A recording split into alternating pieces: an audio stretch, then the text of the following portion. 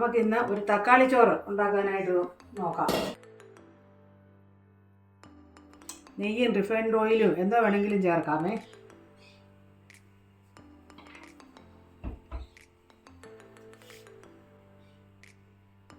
അതൊന്ന് ചൂടാകട്ടെ. ചൂടായതിന് ശേഷം നമുക്ക് കടുകിടാം. ഈ തക്കാളി ചോറെന്ന് പറയുന്നത് നമുക്ക് കൂട്ടാനൊന്നും ഇല്ലെങ്കിലും പെട്ടെന്ന് ഉണ്ടാക്കാൻ പറ്റിയ ഒരു ലഞ്ചാണ്. കുട്ടികൾക്ക് ലഞ്ച് ബോക്സിലൊക്കെ കൊടുത്തു വിടാനും ഒക്കെ പെട്ടെന്ന് ഉണ്ടാക്കാവുന്ന സാധനമാണ്. അത് നല്ല രുചിയുള്ള ഒരു ഫുഡുമാണ്. ഇതൊന്ന് ചൂടാകട്ടെ. ചൂടായിട്ട് നമുക്ക് കടുക് അങ്ങോട്ടിടാം.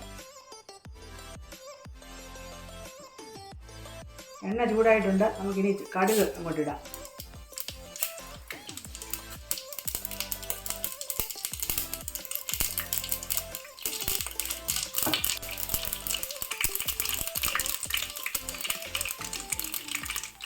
കടുകിട്ട് പൊട്ടി കഴിഞ്ഞിട്ട് നമുക്ക്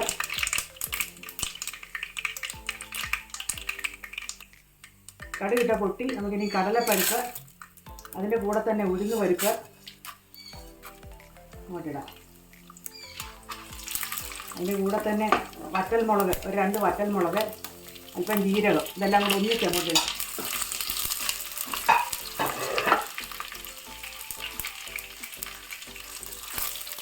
അതൊന്ന് ചുവന്നിട്ടുണ്ട്. ചുവന്ന് വരുന്നുണ്ട്. നമുക്ക് ഇത് പച്ചമുളക് 2 എണ്ണം കീറിയത്, വെളുത്തുള്ളി,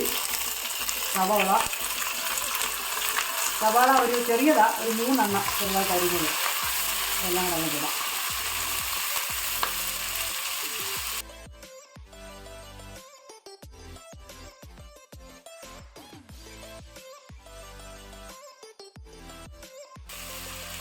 ഉള്ളി വഴന്നുകൊണ്ടിരിപ്പുണ്ട്. ഒരു ബ്രൗൺ കളർ ആകണ്ട. അതിന് മുമ്പായിട്ട് നമുക്കിത് ഓഫ് ചെയ്ത് നിർത്തിയിട്ട് ടൊമാറ്റോ ഇടാം.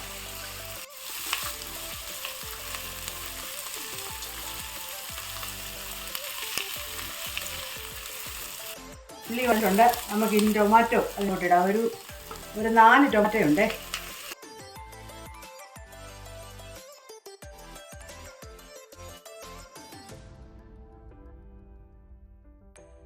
കരിവേപ്പില അതിനകത്തോട്ടിടാം.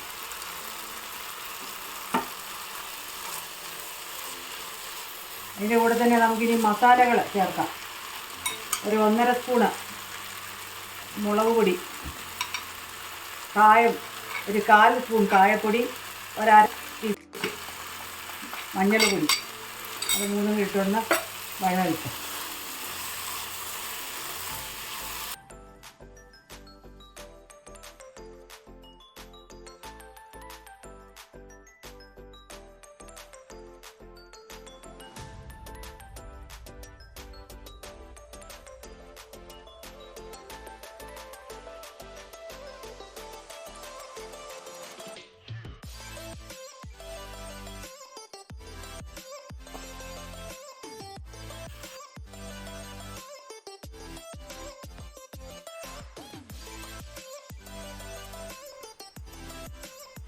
അങ്ങനെ തക്കാളി ചോറ് ഇവിടെ റെഡി ആയിട്ടുണ്ട്.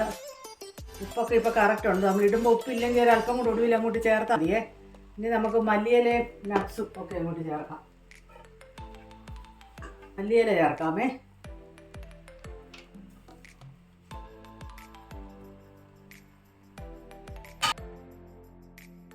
അതുപോലെ നട്ട്സും അങ്ങോട്ട് ഇടാം.